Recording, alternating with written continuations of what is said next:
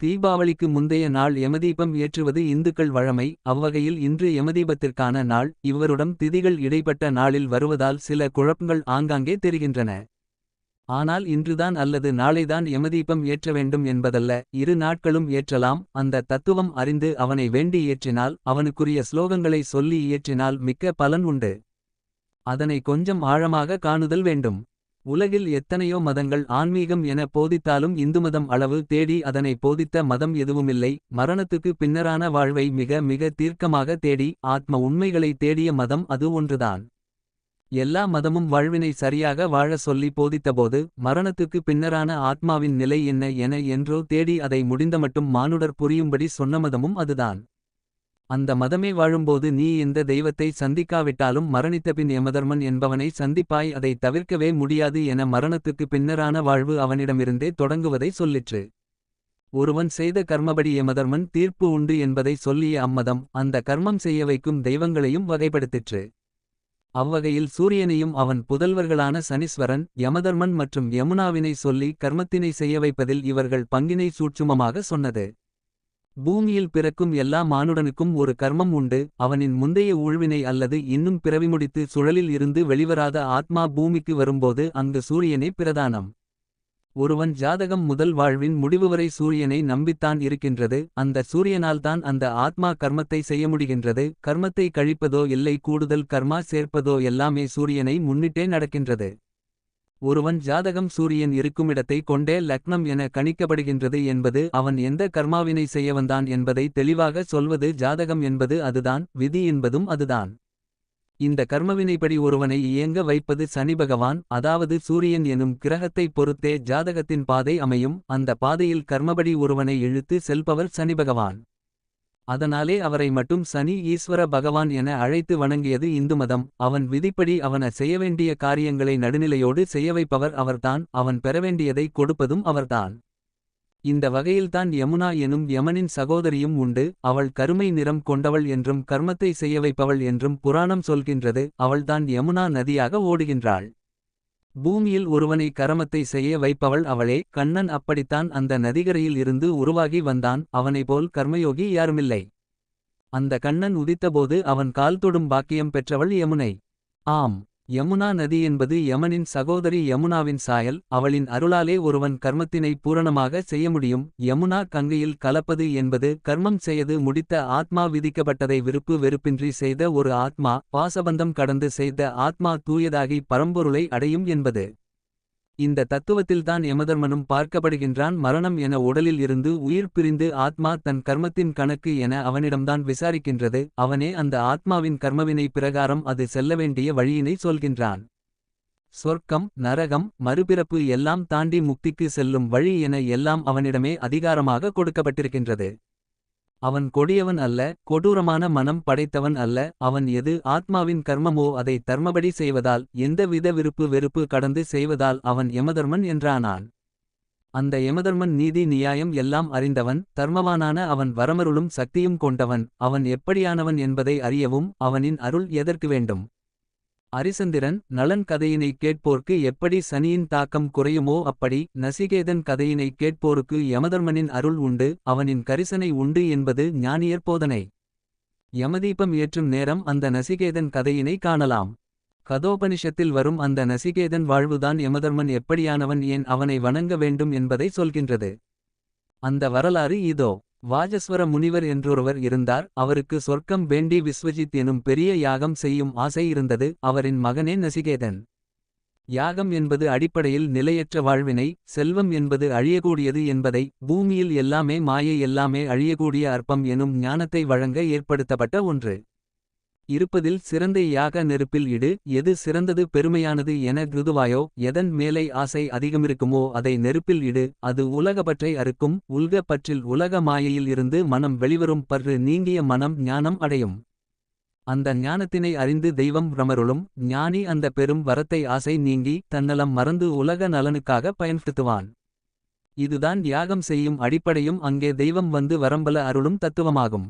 ஆனால் இந்த வாஜஸ்வர முனி அப்படி செய்யவில்லை. தன்னிடமுள்ள சிறந்த பொருளை மறைத்துவிட்டு அங்கே ஆகாத அல்லது பலனற்ற மதிப்பில்லா பொருளை யாகம் தானம் சென செய்து கொண்டிருந்தார்.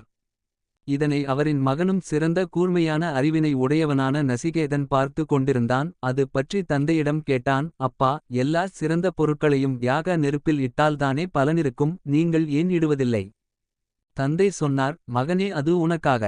அப்படியானால் என்னை தானம் செய்தால் உங்களுக்கு முழு பலன் கிடைக்குமே என்றான் நசிகேதன். தந்தை பதிலேதும் சொல்லவில்லை. சொல்லுங்கள், என்னை யாருக்கு கொடுப்பீர்கள் என்றான் நசிகேதன் இருமுறை கேட்டான்.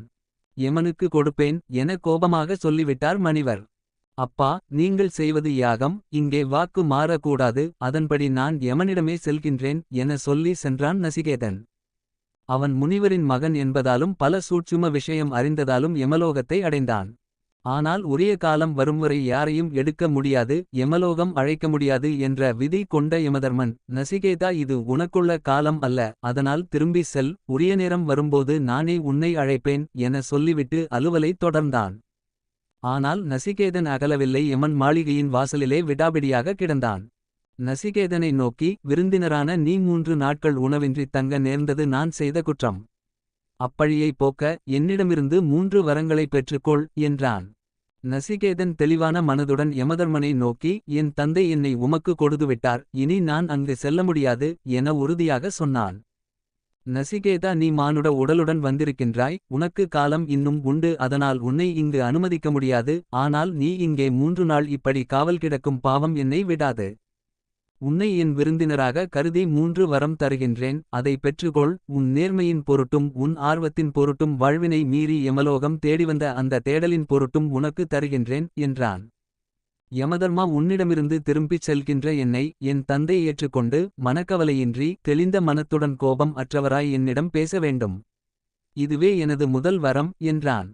யமதர்மனும், என் அருளால் உன் தந்தை உன்னை முன்பு போலவே ஏற்றுக்கொள்வார் என்று வரம் தந்தான். அதன் பின் நசிகேதன், யமதர்மனே, சொர்க்கத்தில் வாழ்பவர்கள் தேவ தன்மையை பெறுகின்றனர். அங்கே அழைத்துச் செல்லும் யாகத்தைப் பற்றி உனக்கு தெரியும். சிரத்தை மிக்கவனான எனக்கு அதை பற்றிச் சொல்வாயாக. இதுவே எனது 2வது வரம் என்றான்.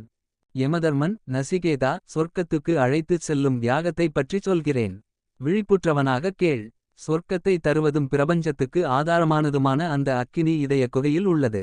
அதாவது புறக்கிரியையாகச் செய்யும்போது சொர்க்கத்தை தருகிற அதே யாகம் அக அக்கினியாக ஆன்ம அக்கினியாகக் கொண்டு வித்தியையாகச் செய்யப்படும் போது பிரபஞ்சத்துக்கு ஆதாரமான இறைவனை அடையும் சாதனை ஆகிறது. புறயாகத்தில் எல்லாம் மாயை, எல்லா செல்வமும் சுகபோகமும் அழியக்கூடியது என எவன் உணர்கின்றானோ அவன் ஞானமடைகின்றான். அந்த ஞானமடைந்த மனத்துடன் அவன் செய்யும் நல்ல கர்மத்துக்கு சொர்க்கம் வழங்கப்படுகின்றது என்றவன் மேலும் சொன்னான். நசிகேசா, அந்த யாகத்தில் என்னென்ன பொருளை இடவேண்டும், யாக குண்டம் எப்படி அமைக்க வேண்டும், எப்படி உலகில் புறப்பொருள் நீங்கி மாயை நீங்கி பற்றற்ற நிலை அடைதல் வேண்டும் எனும் வழிமுறையினை சொல்வேன் என சொல்லி அந்த யாகம் செய்யும் வழிமுறைகளை உபதேசித்தான் யமதர்மன். நசிகேதன் அழகாய்ப் புரிந்துகொண்டு அந்த வழிமுறைகளை திருப்பிச் சொல்லவும் யமதர்மன் அகமகிழ்ந்தான். அந்த மகிழ்வில் சொன்னான் யமன், இன்னொரு வரமும் தருகிறேன் என்றான். அந்த யாகம் நசிகேத யாகம் என்றே இனி விளங்கும் என்றான். மேலும் பல யாகங்களின் அறிவை குறியீடாக உணர்த்தும் பல வண்ண மாலை ஒன்றையும் வழங்கினான். பின் யமதர்மன் கேட்டான், நசிகேதா, இருவரங்களையும் இன்னும் நானே விரும்பிய யாகம் செய்யும் வழியினையும் போதித்தேன், இன்னொரு வரம் இருக்கின்றது, அதை கேள். நசிகேதன் அவனை வணங்கி கேட்டான், யமதர்மா, மரணத்துக்குப் பிறகு மனிதன் வாழ்கிறான் என்று சிலரும் இல்லை என்று சிலரும் கூறுகின்றனர். இந்த சந்தேகத்தை உன்னிடம் கேட்டு தெளிவு பெற விரும்புகிறேன். நான் கேட்க விரும்பும் 3வது வரம் இதுவே என்றான். யமதர்மன் அதிர்ந்தான். நசிகேதா, நீ வேறு எந்த வரம் வேண்டுமானாலும் கேள். பூமியில் உள்ள எல்லாச் செல்வங்களையும் அரசையும் கேள். எவ்வளவு காலம் வேண்டுமானாலும் வாழ்ந்துகொள். மரணத்தை அடுத்து பற்றி மட்டும் கேட்காதே, அது தேவரகசியம். நசிகேதன் விடவில்லை, உறுதியாக கேட்டான். யமதர்மா, உலகின் இன்பங்கள் நிலையற்றவை. இரகசியமாய் வைக்கப்பட்டுள்ள இவ்வுண்மையை நான் அறிய வேண்டும். வேறு எந்த வரமும் வேண்டாம் என்றான். யமன் திரும்பப் சொன்னான், குபேரனின் செல்வம் அனைத்தும் தருகின்றேன், 1000 ஆண்டு ஆயுளும் 100 ஆண்டு வாழும் மக்களும் தருவேன், மானிடர் அறியா தேவலோக பெண்களைத் தருவேன், அதை பெற்று சென்றுவிடு, இந்த இரகசியத்தை கேளாதே. நசிகேதன் சொன்னான், அந்த இரகசியத்தை தவிர எதுவும் வேண்டாம். யமன் சலித்து சொன்னான், நசிகேதா, உன்னை தேவர்களின் தலைவராக கூட ஆக்குகின்றேன், மகிழ்ச்சியாக வாழ்ந்துவிடு, தயவு செய்து தேவரகசியத்தை கேளாதே. யம தர்மா, நீ எல்லாம் அறிந்தவன், நான் தேவராக வாழ்ந்தாலும் மானுடரை விட அதிகாலம் வாழலாம், மகிழ்வாக வாழலாம், ஆனால் அது முடிந்தபின் வேறு பிறப்புத்தானே எடுக்க வேண்டும், அதனால் அது வேண்டாம், எனக்கு மரணத்தின் மறை பொருளை சொல்வாய். யமன் அவனை இனியும் சோதிக்க வழியில்லை. இவன் பொன் பொருள் மாது சுகம் என எல்லாம் கடந்த ஞானநிலையில் இருக்கின்றான். இவன் இனி ரகசியம் தெரிந்து கொள்ள தகுதியானவன் என்பதை உணர்ந்தான். ஆம், அந்த ரகசியங்களை பெற நசிகேதனுக்கு தகுதி உண்டா என யமன் கேட்ட கேள்விகள்தான் அவை. யமதர்மன் நசிகேதனின் மன உறுதியில் மகிழ்ந்து, நசிகேதா, நீ உண்மையினை உணர்ந்து விட்டாய். நல்வினை தீவினை எல்லாம் மீண்டும் மீண்டும் பூமியில் பிறக்க வைக்கும். அதை கடந்து, அதாவது என்னை கடந்து பரம்பொருளை அடைவது எப்படி என்பதை உணர விரும்புகின்றாய். இதோ சொல்கின்றேன். நசிகேதா, அடைவதற்கான மந்திரம் ஓம் ஆகும். உடம்பு உயிர் ஆன்மா என்ற மூன்றின் சேர்க்கையே மனிதன். பொதுவாக மரணம் என்று குறிப்பிடப்படுவது உடம்பின் மரணம் மட்டுமே. உடம்பின் மரணத்துக்குப் பின்னரும் ஆன்மா வாழுகிறது. ஆன்மா பிறப்பற்றது, நிலையானது, அழியாதது. யமதர்மரே மரணத்துக்குப் பின் நடப்பதை சொல்லும் என்றான் நசிகேதன். நசிகேதா, மரணத்துக்குப் பிறகு சில உயிர்கள் மனித உடம்பை பெறுகின்றனர். சில உயிர்கள் தாவரம் போன்ற நிலைகளை அடைகின்றனர். வினைப்பயனும் பெற்ற பிறவியும் எப்படியோ அப்படியே அடுத்த பிறவி அமையும். இது சித்திரகுப்தன் எழுதியபடி நான் எழுதும் தீர்ப்பு என்றான். ஆன்ம தத்துவம் சொல்வீராக யமதர்மனே என்றான் நசிகேதன். ஆன்மா ஒன்றாக இருந்தாலும் பல்வேறு உயிரினங்களில் அந்தந்த வடிவத்தில் விளங்குகிறது. அதே வேளையில் அந்த வடிவங்களுக்கு வெளியேயும் திகழ்கிறது. ஆன்ம அனுபூதி இறையனுபூதி என்பது ஓர் அனுபவம். உணர வேண்டியது இறைவன் பேராற்றலின் உறைவிடம் என்பதை அறிய வேண்டும். அவ்வாறு உணர்பவன் மரணமில்லா பெருநிலையை அடைகிறான். மனதைச் சார்ந்திருக்கும் எல்லா ஆசைகளும் விலகும்போது மனிதன் மரணமற்றவன் ஆகிறான். மனதின் எல்லா முடிச்சுகளும் அவிழும்போது மனிதன் மரணமற்றவன் ஆகிறான். நசிகேதா, உனக்கு இன்னும் சொல்வேன். மரணத்துக்குப் பின் நல்லது செய்தவர்கள் சொர்க்கம் அடைவார்கள். தீயது செய்தவர்கள் நரகம் அடைவார்கள். அந்த காலம் என்பது ஒரு ஓய்வு அல்லது தண்டனை அன்றி முடிவல்ல. அந்த முழு கர்மமும் முடிக்க மறுபடி பிற்பார்கள். இறைவனை அடையும் வரை, பரம்பொருளை அடையும் வரை இந்த சுழற்சி நடக்கும். நான் அதை நடத்தவே அனுமதிக்கப்பட்டிருக்கின்றேன். அப்படியானால் ஆன்மா அழியாததா யமதர்மரே என்றான் நசிகேதன். ஆம், உடம்புக்குத்தான் அழிவு. ஆனால் அதில் குடிகொண்டிருக்கும் ஆன்மாவுக்கு அழிவு இல்லை. எனவே உடலை மனதால் கட்டுப்படுத்தி தீமை செய்யாமல் நன்மை செய்து நன்னெறிப்படி வாழ்பவர் மரணத்துக்குப் பின்னும் பேசப்படுவார். எனவே மரணத்துக்குப் பின்னும் புகழுடம்பு பெறுவார். இவ்வாறாக யமதர்மன் தனது உபதேசத்தை நிறைவு செய்தான். இதைக் கேட்டு பின்பற்றிய நசிகேதன் மரணமற்றவன் ஆகின்றான் என்றான். யமதர்மா, நீர் சூரியனின் மகன், தேவர்களில் ஒருவர். நானோ மானுடன், எனக்கு புரியும்படி விளக்குவீர் என பணிந்தான் நசிகேதன். நசிகேதா, மேலானது மற்றும் சுகம் தருவது ஸ்ரேயஸ் பிரேயஸ் என இரண்டு தேர்வு மானுடர் முன் உண்டு. இரண்டும் வேறுபட்ட பலனை தருகிறது. மேலானதை ஏற்றுக்கொள்பவனுக்கு நன்மை கிடைக்கிறது. சுகம் தருவதை தேர்ந்தெடுப்பவன் வீழ்ச்சியடைகிறான்.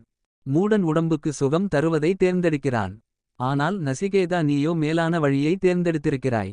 நசிகேதா, இறைநெறி மேலானது. உலகியல் இன்பம் கீழானது. உடலுக்கு சுகம் தருவது.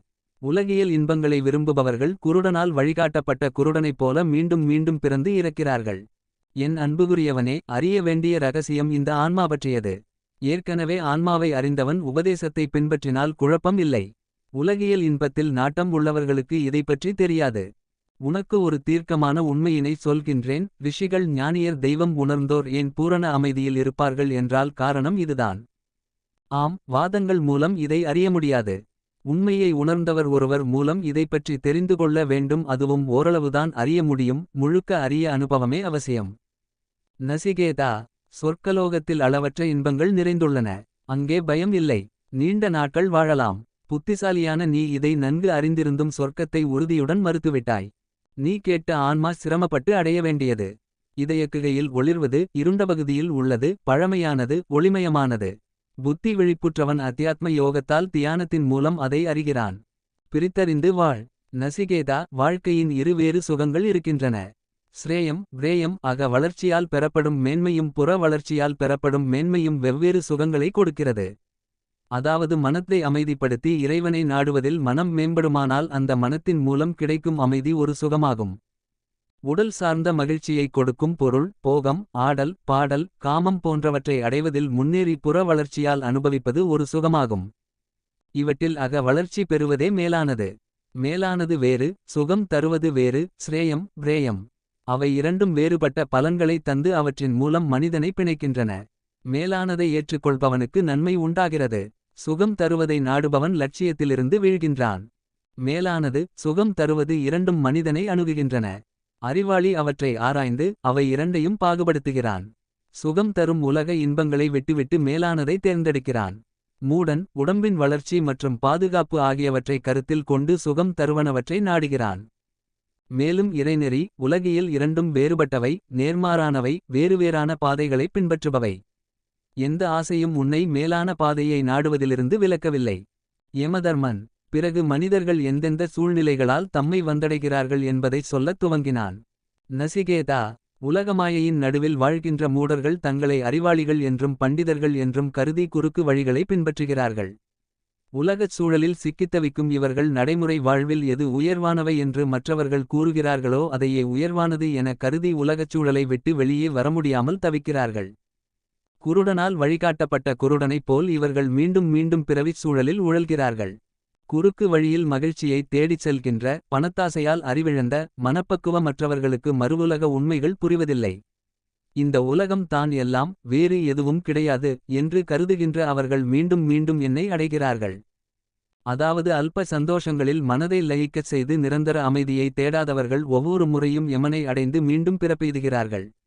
மரணத்திற்கு அப்பால் மனிதன் மீண்டும் பிறக்கிறான் என்பதை மிகத் தெளிவாக யமதர்மன் விவரிக்கிறான். யமதர்மன் மேலும் தொடர்கிறான். நசிகேதா, எதைப்பற்றி பலரால் கேட்க முடியவில்லையோ, கேட்டும் பலரால் எதனை அறிய முடியவில்லையோ அந்த ஆன்மாவைப் பற்றி உபதேசிப்பவரும் அபூர்வம், கேட்பவரும் அபூர்வம். அத்தகைய அபூர்வமான ஒருவரை பின்பற்றி அதனை அறிபவரும் அபூர்வம். நசிகேதா, உலகியல் மனிதர்களால் கூறப்படும் போது இந்த ஆத்மா பற்றிய விபரங்கள் நன்றாக அறியப்படுவதில்லை. ஏனெனில் அவர்கள் வெவ்வேறு விதமாக விளக்கிவிடுகின்றனர். அனுபூதி பெற்றவர்கள் உபதேசம் செய்வதைப் பின்பற்றினால் குழப்பம் இல்லாமல் விளங்கும். உனக்கு நான் விளக்குகிறேன். நசிகேதா கேள். ஆன்மா அணுவை விட நுண்ணியது. எனவே வாதங்களுக்கு அப்பாற்பட்டது. அனுபவித்தே அறிந்து கொள்ளக்கூடியது.